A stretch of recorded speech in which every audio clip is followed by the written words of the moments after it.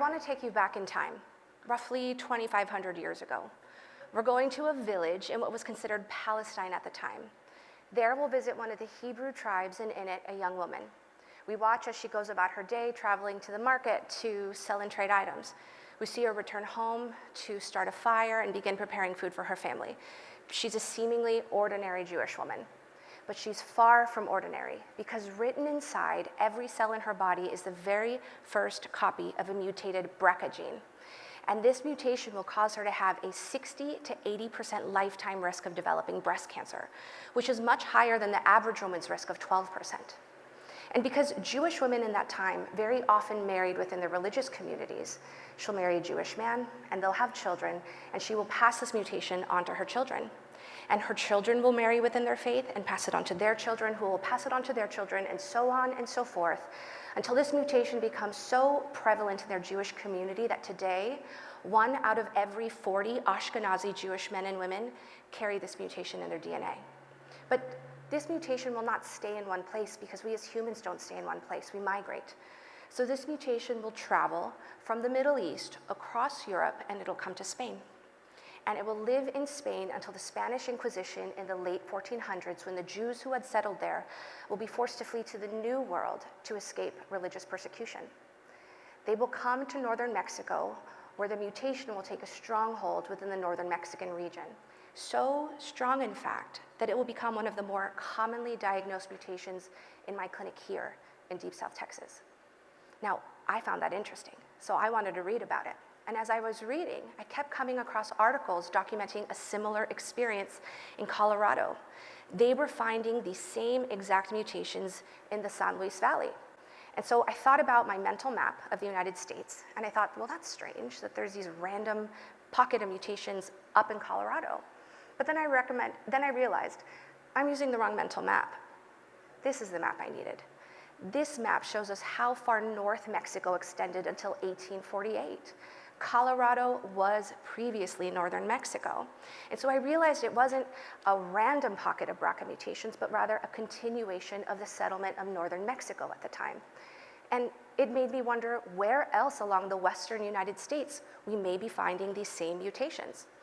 And the fact that we can even find them, that we can even identify them, that's a relatively new ability in the world of medicine. We just discovered this mutation in 1995.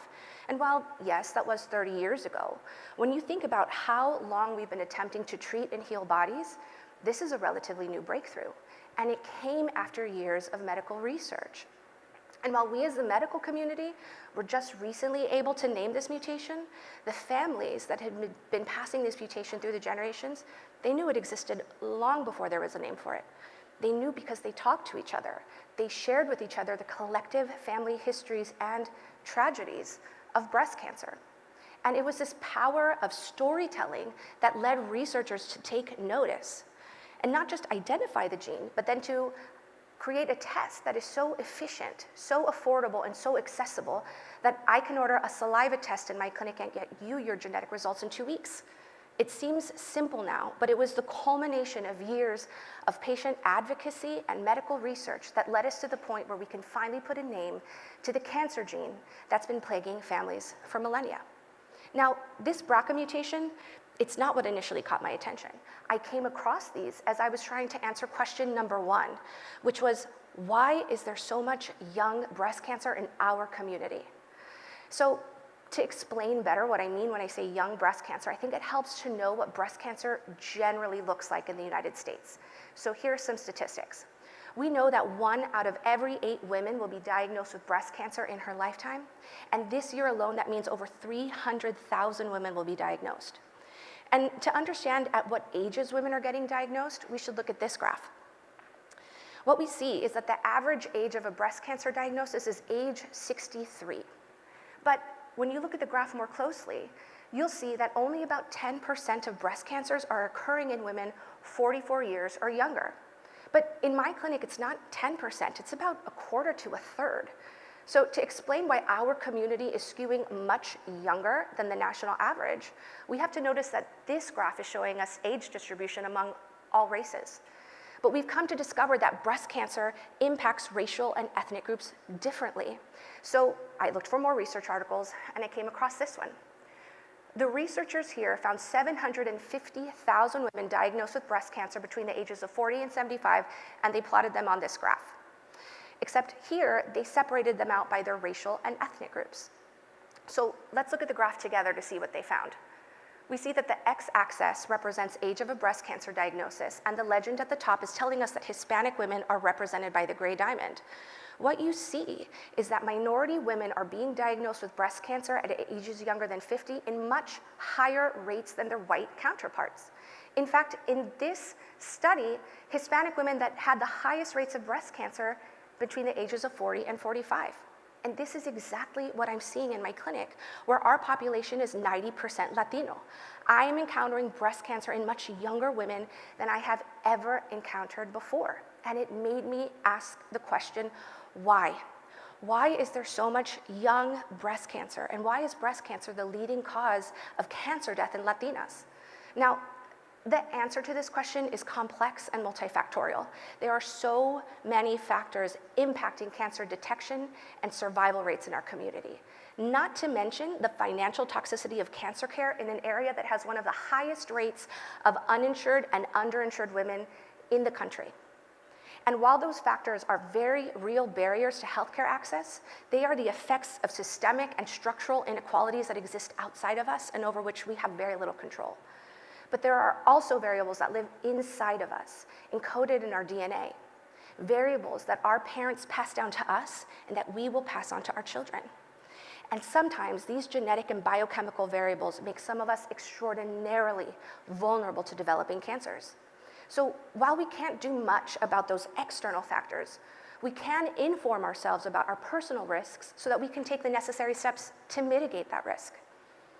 But we don't know what we don't know. And what I found is that the patients who are at high risk, they don't know they're at high risk, not until they've been diagnosed. So I decided to take matters into my own hands and create a clinic dedicated to identifying the women at highest risk of developing breast cancer. A clinic dedicated to finding them before a cancer diagnosis, and a clinic dedicated to keeping them from a cancer diagnosis.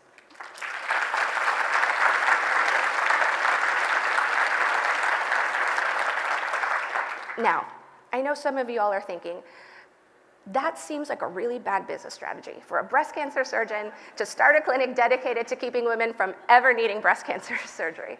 It's clear I didn't go to business school. But in the end, it's the right thing to do. And this is why healthcare should never be a business.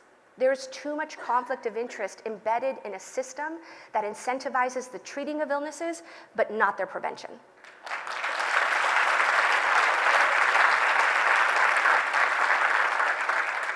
But that's a separate TED Talk.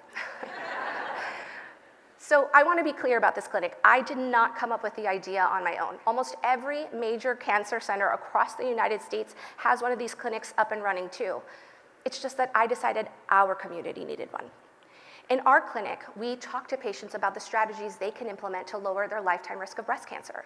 We talk to them about lifestyle changes, risk-reducing medications, risk-reducing surgeries, and we offer them genetic testing, and not just to them, but to their families, which is how I came across the BRCA mutations. So in this clinic, another important thing we do is we calculate each woman's individual risk of developing breast cancer, because it's not a one-size-fits-all, and women have different risks. And that recommendation we most often hear that says every woman should get their mammogram annually at 40, that's a really important recommendation, but it exists for the average risk woman, the woman with 12% risk. But we know that some women have much higher risks, and so those high-risk patients need to start earlier than 40 and more often than once a year. Our highest risk patients are BRCA mutation carriers. Their risk is so high, they need to start at age 25. So through the years, we've come to discover that we need to treat patients differently. What works for one woman may not work for the other, and we have made these discoveries through research. And these discoveries don't just happen in this one field. Every field of medicine is constantly pushing the envelope of innovation for the sake of bettering the lives of patients. Take the field of breast cancer surgery. The advancements we have made in the last 125 years are astounding. To illustrate how far we've come, I want to talk to you about William Halsted. Halsted became a surgeon in the mid to late 1800s and was a major figure in medicine in his time. One of the pioneering moments of his career came when he decided to focus his attention on breast cancer. Because you see, in Halsted's time, if a woman was diagnosed with breast cancer, death was an inevitability. But Halsted thought that maybe he could change that by offering these women surgery, something that had never been offered to them before. So Halsted designed a surgery that removed the woman's entire breast, including all the skin, all the muscles, and all the lymph nodes that surrounded that breast. And he performed the surgery on 76 women, and he took his research to the American Surgical Association in 1894. His surgery was considered a great success. No woman had died on the operating room table, which was common back then. And his surgery patients were living twice as long as the non-surgery patients. And so in 1894, the radical mastectomy became the standard of care in breast cancer surgery. But this treatment did not come without its complications. Those 76 women, they were reporting significantly diminished quality of life. They were almost universally developing permanent swelling of the arm, severely restricted arm movements, and chronic debilitating pain. Not to mention that those large surgical wounds were left open to heal on their own because there was no skin grafting at the time. And so because surgeons were offering cure, but simultaneously harming patients with the downstream effects of those cures, they did more research. And they continue to do more research to this day, where women don't lose their skin or their muscles with surgery. In fact, over half of women get to keep their breast. We are even in the midst of some exciting cancer research that's looking at whether we even need to do surgery at all in certain cases of breast cancer. It's incredible. Medicine is advancing at the fastest rate it ever has before, and this has all been made possible by clinical research trials, which basically are just patients volunteering to try a new treatment in the hopes that it'll be better than the current treatment. And because patients keep volunteering for clinical research, we have advanced the field of medicine exponentially in the last few decades. This is what moves medicine forward. Medicine is powered by the people willing to share their bodies, willing to share their DNA, and willing to share their stories within the world of science research. And what I want you to understand is that storytelling and science are not mutually exclusive. They are inextricably linked. This entire talk has been one big story about science, stories about a region, stories of our ancestors and their migration patterns, stories about physicians and patients, and ultimately how all of those stories impacted science, because that is ultimately what science is. Stories are just data points, and data points are just stories. It just depends on what lens you're seeing it through. And because storytelling and science are inherently linked, the telling of our collective story is vitally important to the advancement of science.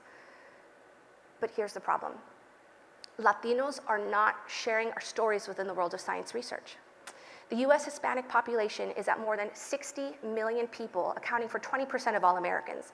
But less than 5% of Latinos participate in clinical research trials. The math on that is that Latinos make up just 1% of all medical research participants.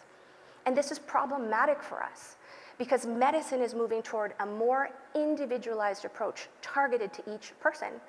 The next frontier in cancer treatment is precision oncology, which is revolutionizing cancer care and improving outcomes by allowing oncologists to handpick and tailor treatments to each unique patient and each unique cancer.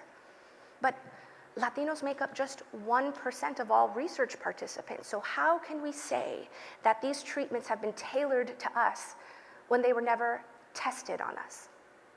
And this is why part of my efforts toward improving cancer detection, prevention, and survival includes bringing clinical research trials to our community, because our voices need to be heard and our stories need to be told. So I invite you, tell your story, but I want you to take this with you. I want you to understand that your voice is not the only way you speak. There are thousands of stories waiting to be told, encoded in your DNA. And I invite you to share them with us so that we can harness the collective power of our stories and use them to pave the way forward for our future of medicine. Thank you.